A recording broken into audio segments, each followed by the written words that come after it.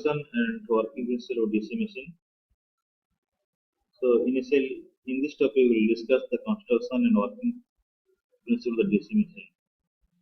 So here, the main objectives of this topic is to describe the aspects of the construction of DC machine, and we will discuss the principle of operation of the DC machine. It may be DC generator or the DC motor. So now coming to the basic laws of the electrical engineering, the Maxwell curve.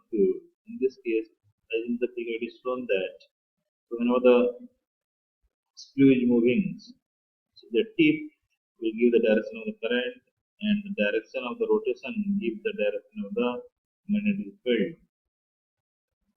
So as per the Maxwell curve rule, hold the curve in the vertical right hand and rotate it in the clockwise, and hold the curve in the right hand and rotate it in the clockwise in such a way that it advances in the direction of the current. Then the direction in which the hand rotates will be the direction of the magnetic lines of force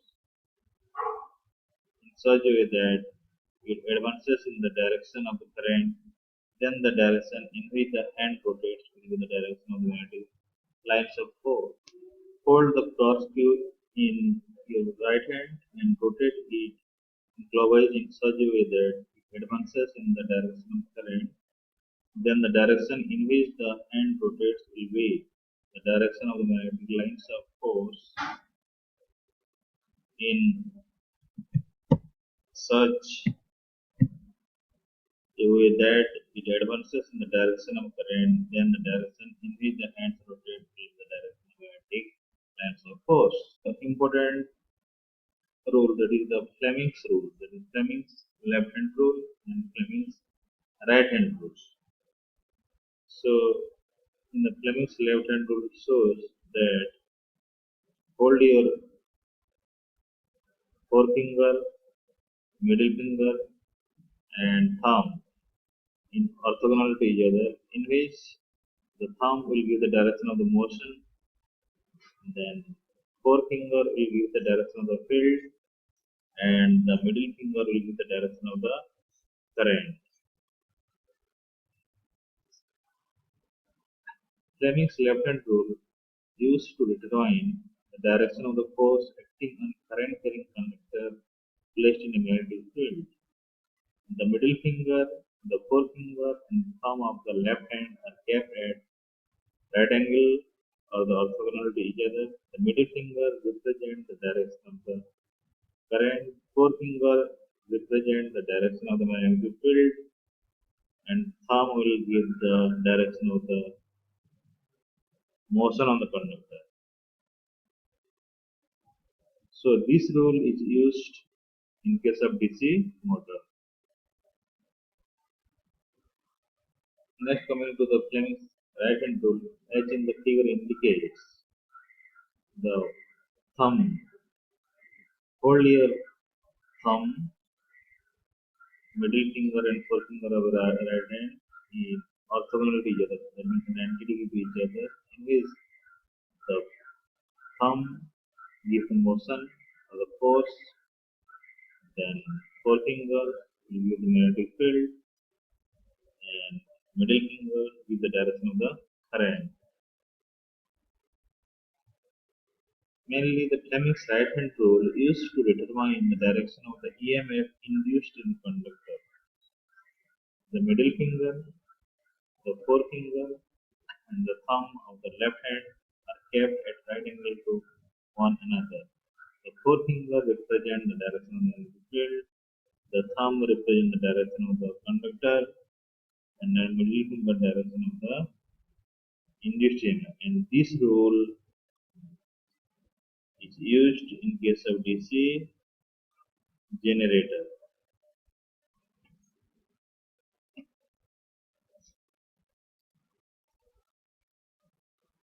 Now we'll discuss about the Lenz law.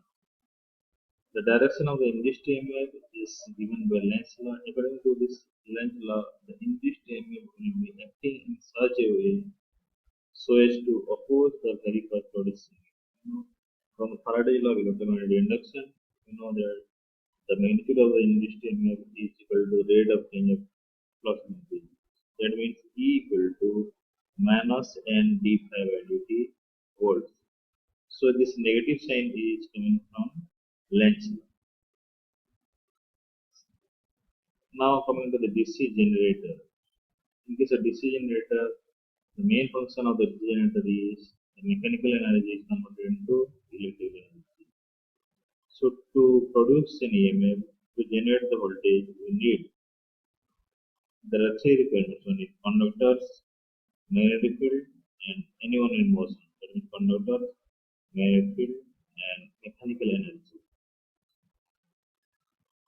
So what is the working principle of DC generator? A generator works on the principle of Faraday's law of electromagnetic induction. Whenever a conductor is moved in the magnetic field, an EMF is induced, and the magnitude of the induced EMF is directly proportional to the rate of change of flux linkage. The EMF causes a current flow if the conductor circuit is closed. So this is the pictorial view or graphical view of the DC machine. So it consists of the stator. There are main two parts: stator and the rotor. Stator is the static part of the DC machine, and the rotor is the rotating part of the DC machine. So also the rotor consists of the armature, commutator, and the resistor.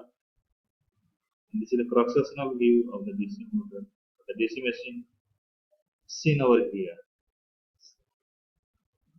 So this is the four-pole cross-sectional view of the DC machine, in which there are four main poles: the south, north, and there are four small poles within the main pole. So there is one pole within the two main poles that is called interpole.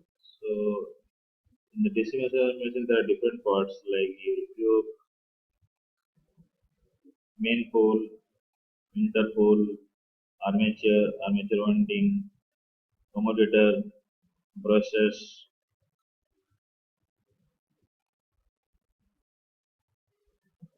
Construction of the DC generator. So mainly the DC generator or the DC motor, or in general you can say the DC machine, consists of field system, armature core, armature winding, commutator, and brushes. Now come on to the field system. Field system, in case of DC machine, you can see the physical pole. So where the field winding will be surrounded around the field pole. So the physical pole. So this is one pictorial view of the field winding. So these windings are around the main pole. These are four main poles are shown in this figure: 1, 2, 3, and 4. Now, as I told, the DC motor, the two main parts, one is the stator and the rotor. So in the coming to the rotor is the rotating part of the machine. So in the figure you can see this is the rotor and it's the rotor winding on the same shaft. So this is the shaft, this is the total picture: shaft, armature, rotor winding. In the same side, the commutator bar, commutator is also provided. The main function of the commutator is to convert the AC to DC or DC to AC. This commutator is also known as mechanical rectifier or mechanical inverter. So in case of generator, the commutator acts as mechanical rectifier. In case of motor, the commutator will be called mechanical inverter. Working principle of the motor. This is the basic principle. When the electric current passes through a coil in a magnetic field, the magnetic force produces a torque which turns the DC motor.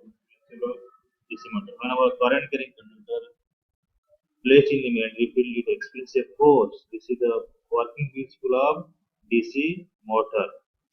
Working principle of the DC motor: when electric current passes through a coil in magnetic field, The magnetic force produces a torque piston the DC motor.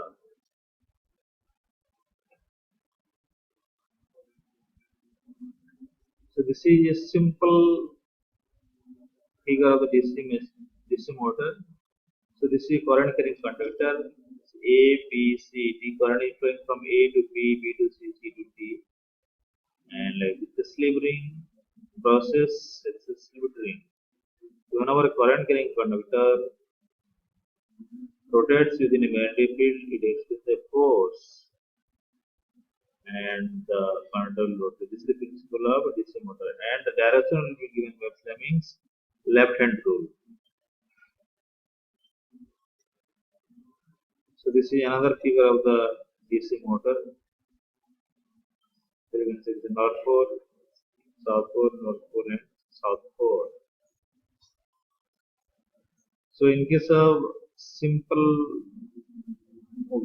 turn winding, we'll use the split ring. So in this scale, the output will be in the pulsating DC. Okay. So for the you will get the constant DC, there will be multi-turn converter you have to use. Coming to the armature winding, there are two types of winding: lap winding and wave winding.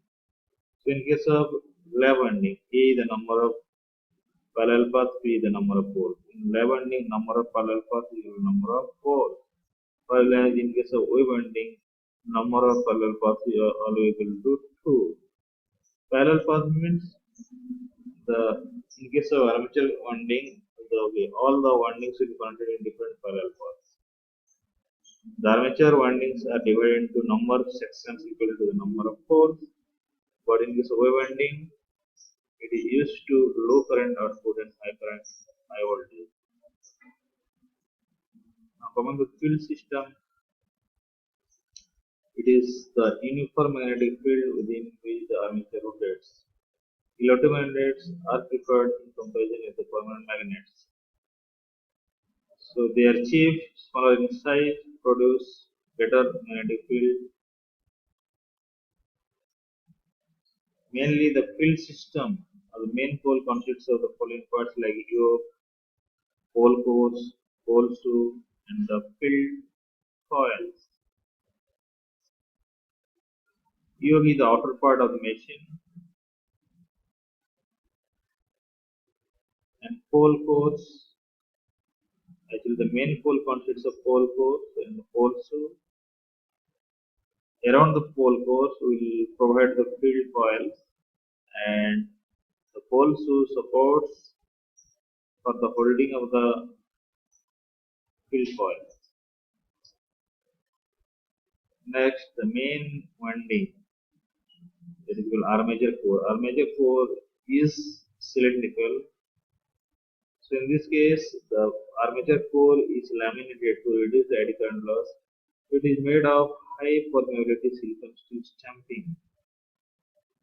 Mainly, the armature core is laminated in order to reduce the eddy current loss. So there is a very important part in case of DC motor, that is the commutator. Commutator will connects the internal circuit to the external circuit, which converts the AC bidirectional current into the unidirectional current. And commutator is cylindrical shape, and it is made of wedge-shaped copper segments. The segments are insulated from each other. Each commutator segment is connected to armature conductors by means of copper steel called riger. The main function of the commutator, it acts as mechanical rectifier for the DC generator and mechanical inverter for DC motor.